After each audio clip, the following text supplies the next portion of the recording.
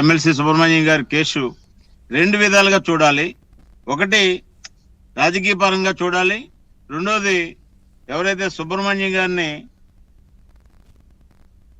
Murder చేసినటువంటి పరిస్థితి నుంచి డోర్ డెలివరీ చేసినటువంటి పరిస్థితి, డోర్ డెలివరీ సుబ్రహ్మణ్యం గారి యొక్క చరిత్ర చూడాలి.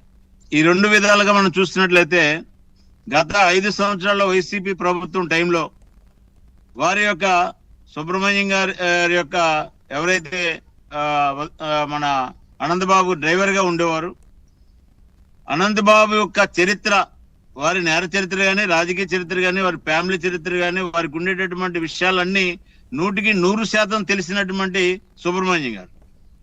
మరి ఆ సుబ్రహ్మణ్యం గారిని వారి ప్రాణాలు తీసి డోర్ డెలివరీ చేసినటువంటి పరిస్థితి ఆ రోజు నుంచి ఈ రోజు వరకు మనం చూస్తున్నాం. వారి కుటుంబానికి, సుబ్రహ్మణ్యం గారి కుటుంబానికి మన యొక్క సోదర దళిత సంఘాలన్నీ కూడా పూర్తిగా మద్దతుగా ఉండడమే కాకుండా ముప్పల సుబ్బారావు గారు న్యాయవాదిగా కూడా వారి కుటుంబానికి అండగా ఉన్నటువంటి పరిస్థితి చూస్తున్నాం. అయితే ఈ రోజు వారు దాదాపుగా 218 రోజులు జైల్లో ఉన్న తర్వాత వారు బెయిల్ మీద కండిషన్లు పెట్టి బయటకు వచ్చిన తర్వాత వారిలో ఏమైనా మార్పు వచ్చిందని గమనిస్తే వారిలో వచ్చినటువంటి మార్పు ఏంటంటే బయటకు వచ్చి వారికి సాక్షులు ఎవరైతే ఉన్నారో వారిని బెదిరించడం, వారికి డబ్బులు ఇవ్వడం, వారి మాట కాదన్న వాళ్ళని వార్నింగ్ ఇవ్వడం అనేటటువంటిది జరిగిందనేటటువంటి విషయం చాలా స్పష్టంగా పత్రికల్లో చూస్తాం, ప్రజా సంఘాల ఆందోళనలో చూస్తాం, కోర్టులకు కూడా సమాచారం తెలిసినటువంటి సమర్పించినటువంటి పరిస్థితి మనం చూస్తాం. మరి ఈ రోజు ప్రభుత్వం మారింది, వారికి జైల్లో ఉండేటటువంటి గత ప్రభుత్వంలో ఉండేటటువంటి సౌకర్యాలు రావు కాబట్టి ఆ సౌకర్యాలు అనుభవించినటువంటి వ్యక్తికి వైసీపీ ప్రభుత్వంలో వారికి సౌకర్యాలు కల్పించింది అనేటటువంటిది చాలా స్పష్టంగా వారి యొక్క ఆలోచన విధానంలోనే మనం గమనిస్తున్నాం.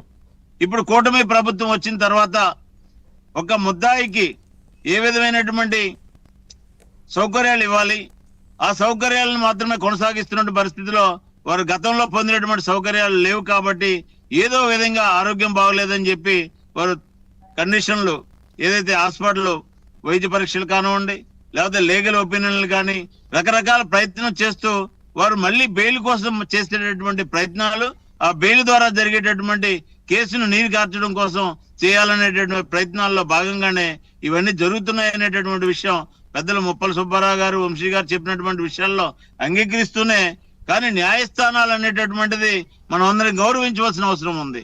న్యాయమూర్తుల యొక్క వారి యొక్క నిర్ణయాలని కట్టుబడి ఉండవలసిన అవసరం ఉంది. కానీ వారు పెట్టినటువంటి కండిషన్లు, బెయిల్ టైంలో పెట్టిన కండిషన్లు ఏ ఒక్కటి కూడా వారు పాటించకపోవడం వల్ల, వారు దాన్ని గౌరవించకపోవడం వల్ల ఆ యొక్క బెయిల్ రద్దయింది అంటే వారు ఏదైతే ఆలోచన ఉందో ఆ ఆలోచన ఆ యొక్క కోర్టు నిర్ణయాలకి, చట్టాలకి వ్యతిరేకంగా ఉండేటువంటి వ్యక్తిగా మనం గుర్తిస్తున్నాం. కోర్టులు కూడా ఆ విధంగానే భావించింది. మళ్ళీ ఈ రోజు చేస్తున్నటువంటి ప్రయత్నాలు ఏవైతే ఉన్నాయో, ఇందాక మన మిత్రులు చెప్పినట్టుగా నిజంగా వారికి అనారోగ్యం ఉండి ఒక వ్యక్తిగతమైనటువంటి ఇబ్బందులు పడుతున్నటువంటి డాక్టర్ సూచనలు ఉంటే ఖచ్చితంగా కోర్టు నిర్ణయం ప్రకారం, మెడికల్ సర్టిఫికేట్ ప్రకారం, జైలు యొక్క నిబంధనల ప్రకారం వారికి సౌకర్యాలు ఇవ్వచ్చు. కానీ అవి ఉన్నాయా లేదా అనేటటువంటిది ఇవాళ నాకు తెలిసి నిన్న పరీక్షలు రాజమండ్రిలో జరిగాయి అన్నారు. ఇప్పుడు కాకినాడలో నేను ఇప్పుడు జీజీహెచ్ లోనే ఉన్నాను. వారిని ఇప్పటిదాకా వైద్య పరీక్షలు అందించి వారిని ఇప్పుడే బయటికి తీసుకెళ్లారు. కానీ అటువంటి పరిస్థితులన్నీ కూడా పరిశీలించడానికి న్యాయమూర్తులు, పోలీసుల యొక్క విధానము, జైలు యొక్క విధానము, ఆ కేసులో ఉండే నిబంధనలు అన్ని దృష్టిలో పెట్టుకుని నిర్ణయం తీసుకుంటారు. వారికి ఆ యొక్క నిబంధనలను మించి ఎటువంటి సౌకర్యాలు ఇవ్వాల్సిన అవసరం లేదు. ఎందుకంటే ప్రజల్లో భయాందోళన కలిగించినటువంటి వ్యక్తిగా వారు బెయిల్ మీద బయటకు వచ్చినప్పటికి కూడా చేసినటువంటి నిర్ణయాలు ఏవైతే ఉన్నాయో ప్రజా సంఘాలు పెద్ద ఎత్తున ఆందోళన చేసినటువంటి పరిస్థితి కూడా ఉంది. ఆ విధంగా చూస్తే వారి రెండు విధాలు, రాజకీయం, గత 5 సంవత్సరాల్లో వారి రాజకీయ విధానం, ఇవన్నీ చూసినట్లయితే తప్పు చేసిన వ్యక్తికి ఖచ్చితంగా శిక్ష పడాలి. ఆ శిక్ష కూడా ఎక్కువగా సాగదీయకుండా కోర్టు యొక్క నిబంధనల ప్రకారం వారు నడుచుకోవాల్సిన అవసరం ఉంది. వీళ్ళని, విచారణని, హాస్పిటల్ అని టైం, ప్రభుత్వ టైం కూడా వేస్ట్ చేసే విధంగా వారి యొక్క కోరికలు ఉన్నాయేమోనని ప్రజల్లో కొన్ని అనుమానాలు కూడా ఉన్నాయి. కాబట్టి ప్రభుత్వ నిర్ణయాల ప్రకారం ముందుకెళ్లవలసిన అవసరం ఉంది. రైట్. సుబ్బారావు గారు ఇందాక వంశీ గారు అడిగినట్టుగా ఈ లీగల్ ఇంటర్వ్యూస్ అసలు అవి అంటే ఏంటి, ఎందుకు ఇవ్వాలి, ఇప్పుడు ఈయనకి ఎందుకు ఇవ్వాలి, అదొకటి. తర్వాత అది ఖచ్చితంగా అది కూడా ఎందుకు అడుగుతున్నారు అనేది దాంట్లో కూడా అనుమానం వ్యక్తం చేస్తున్నారు. దీనికి ఫైనల్గా కంక్లూడ్ చేయండి సార్ ఈ అంశాన్ని. ఇక్కడ ఒకటండి, లీగల్ ఇంటర్వ్యూస్ అనేవి ప్రతి ఒక్కళ్ళకు కూడా వారానికి 2 సార్లు ప్రత్యేకంగా ఏమన్నా రిక్వెస్ట్ చేస్తే అదనంగా కూడా సూపరింటెండెంట్ ఇవ్వచ్చు.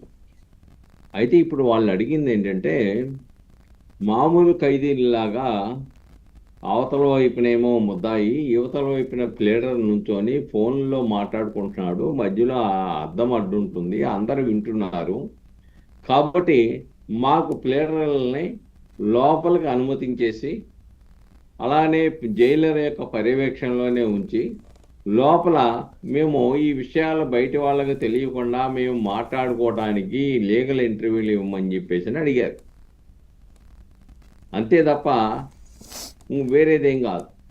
కాబట్టి అది చట్ట ప్రకారంగా జైలు మాన్యువల్ ప్రకారం ముద్దాయికి తో మాట్లాడటానికి న్యాయవాదికి అనుమతి ఇవ్వవలసిన అవసరం ఉంది. అది వాళ్ళు అడిగారు. సరే, మేము లోపల జైలు గారి రూమ్లోనే వాళ్ళిద్దరు మాట్లాడుకోవడానికి మిగిలిన వాళ్ళు దూరంగా ఉంచడానికి ప్రయత్నం చేస్తామని చెప్పారు. అంతే.